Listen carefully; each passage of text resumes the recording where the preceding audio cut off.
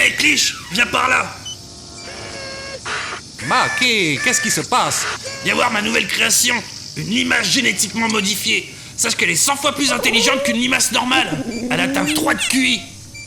Maki, mais ça sert à quoi? Ah rien, c'est ma limace de compagnie. Hein, pas vrai ma titoune? Hein, c'est toi la plus belle, hein. Allez, je vais y concevoir une belle petite niche à ma titoune. Maki... Voyons voir niche pour limace sur internet. Maki, elle m'a mangé ma main. Hein quoi? Mais non, elle est inoffensive, arrête d'inventer n'importe quoi. Ah ma titoune d'amour, hein que tu es mignonne. Hé, oh, on mord pas, je t'ai dit. Hein, c'est pas bien. Maki, elle est morte. Bah ouais, bah c'est bien fait pour sa gueule. Non mais... Bon bah je vais créer une betterave de compagnie du coup. Bonjour, je me présente Monsieur Or. Et aujourd'hui nous allons causer un peu du film Mutation de Juan Piquer Simón sorti en 1988. Déjà laissez-moi vous présenter le regretté Juan Piquer Simón. Il s'agit d'un réalisateur espagnol né en 1935 à Valence. Celui-ci se passionne très vite pour l'œuvre de Jules Verne et le cinéma américain et le cinéma d'exploitation en particulier. Passionné d'effets spéciaux, il en réalisera une bonne partie lui-même sur ses propres films, dont le premier est Voyage au centre de la Terre, adapté de Jules Verne bien entendu.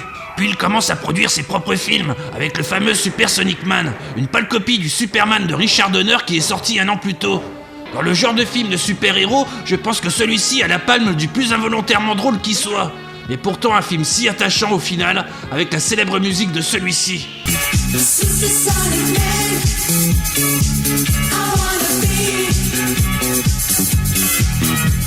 Bon, nous en France, on n'a pas eu de chance, et cette musique fut remplacée par une musique un peu plus typée fanfare. Ensuite, notre bon vieux Juan enchaîne les films avec le même enthousiasme, avec par exemple le plutôt célèbre Sadique à la tronçonneuse. Film gore plutôt bien craspec dans son genre, et qui fera la joie des amateurs de nanars pour certains de ses aspects. Ces films sont pas géniaux, ok, mais lui au moins il les concocte avec amour et passion, tel un enfant très heureux de mettre en image toute l'imagination dont il déborde. Aucun cynisme dans sa démarche, et même s'il se fait aucune illusion sur la qualité de ses œuvres, il aime ce qu'il fait, et rien que pour ça il mérite le respect. Mais passons au film qui nous intéresse ici, c'est-à-dire Mutation, ou Slug en version originale. Inspiré d'un livre de Sean Huston, nommé La mort visqueuse, publié chez Fleuve Noir dans leur série Gore. Et autant dire que oui, c'est gore, le bouquin il va pas par le dos de la fourchette, faisant de simples limaces de véritables monstres sanguinaires. Le film, lui, est produit par Francesca de Laurentiis, la fille de Dino de Laurentiis. Mais je le retrouve partout dans mes chroniques, lui, c'est pas possible. Enfin, le film, on se doute vite qu'il est produit pour pas grand-chose, avec un casting d'inconnus dont je pourrais même pas vous parler, vu que je connais personne là-dedans. Je connais aucun des comédiens, même pas une star vieillissante venue arrondir ses fins de mois, la disette quoi à ce niveau-là. Alors on peut citer Michael Garfield, qui a eu un petit rôle dans Les Guerriers de la Nuit. Pour les effets spéciaux, habituellement, Juan Piquer Simón aime bien les confectionner lui-même. Mais là, il fait appel à un certain Carlo de Marchis pour les superviser. Celui-ci a notamment travaillé sur Alien de Ridley Scott. Et ceux-ci ont été réalisés par un certain Basilio Cortiro. Et on peut dire que dans le genre, c'est pas mal. Et c'est un bon point pour le film. Mais bon, c'est pas non plus le panacée, hein. Il s'agit de filmer des effets sanglants et des limaces. Puis un plan furtif sur une limace avec des crocs plutôt convaincants pour l'époque. Mais bon, comme je le dis, c'est furtif, hein. Et c'est rigolo. Mais c'est furtif. Allez, on se la repasse. Bon, j'ai oublié de raconter l'histoire du film. Et comme dans le genre attaque d'animaux, ça commence toujours par une attaque d'animaux. Plutôt pas mal foutu. Au début, on se dit « Oh, encore le bon vieux truc, il fait une blague et il se moquera de sa copine pour finalement se faire bouffer pour de vrai. » Comme plaisanterie. Tu entends? Arrête de faire le crétin. Et là, en fait, il blaguait pas. Bien, comme je disais, c'est comme dans la plupart des films d'attaque d'animaux. Sauf que là, la petite ville américaine est la victime d'attaques de limaces. Oui, je l'ai dit plus haut, mais c'est bien speech du film. Mais le sujet est traité avec le plus grand sérieux, hein. Nous sommes pas dans des délires façon trauma, là. C'est une série B sérieuse, mais qui, bien entendu, ne manquera pas de nous amuser. Car il faut avouer que là, au niveau des scènes gore dégueu, c'est assez gratiné.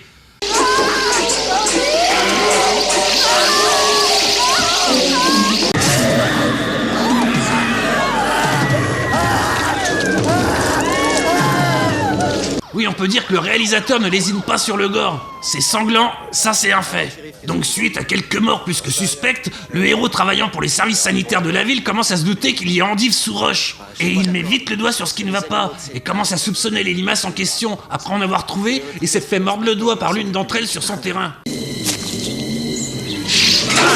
Ah, cette saloperie m'a mordu. Je sais, je passe 3 fois le même plan, mais c'est la seule fois du film où on voit une limace en effet spécial. On apprendra plus tard que nos charmantes limaces sont victimes de mutations à cause de produits toxiques stockés non loin de la ville. Mais sachez que l'argument écologique ne sera absolument pas développé hormis ça. Comme d'habitude, j'essaye de pas trop dévoiler l'intrigue du film et surtout le climax. Mais sachez que la façon dont les protagonistes trouvent le moyen de se débarrasser de nos chers gastéropodes est pour le moins extrême en termes d'effets pyrotechniques.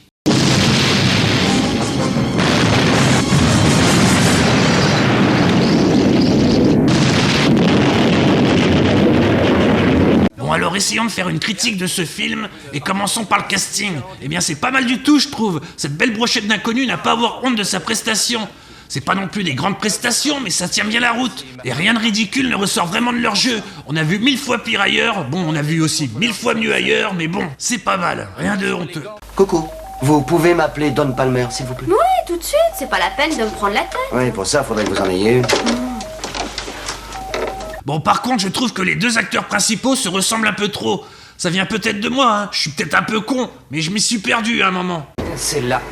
Ils ont remblayé ici. Et c'est au centre de la région où ils ont prévu d'implanter le centre commercial. Non, c'est pas vrai. Tu vois où c'est par rapport à la maison de Ron Bell? Les effets gore sont bien crados comme il faut, et ça donne aux spectateurs amateurs de ce genre de film un spectacle tout à fait honnête. Il n'y a pas trop pris sur la marchandise à ce niveau. D'ailleurs, il est à noter qu'il a été interdit quelque temps en Australie. Mais bon, vu les bestiaux qu'ils ont là-bas, j'imagine qu'ils voulaient pas en rajouter une couche avec des limaces tueuses. Niveau mise en scène, eh bien là, je dois dire que Juan Piquer Simon se débrouille plutôt bien, là. Et que contrairement à ses précédents films, il arrive à faire oublier qu'il s'agit d'une production espagnole. Et on se croit vraiment devant une véritable série B américaine.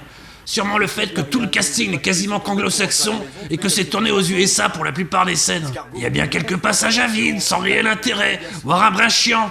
Mais voilà, l'intérêt se retrouve à chaque fois relancé par une scène bien grasse et dégueu. Et bien entendu, on a le droit à la fameuse scène où le héros essaye de persuader le maire de la menace qui les guette.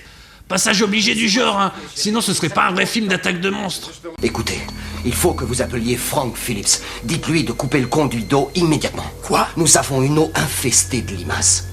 Maintenant, mon cher monsieur Brady, si vous le permettez, vous allez nous laisser travailler tranquille.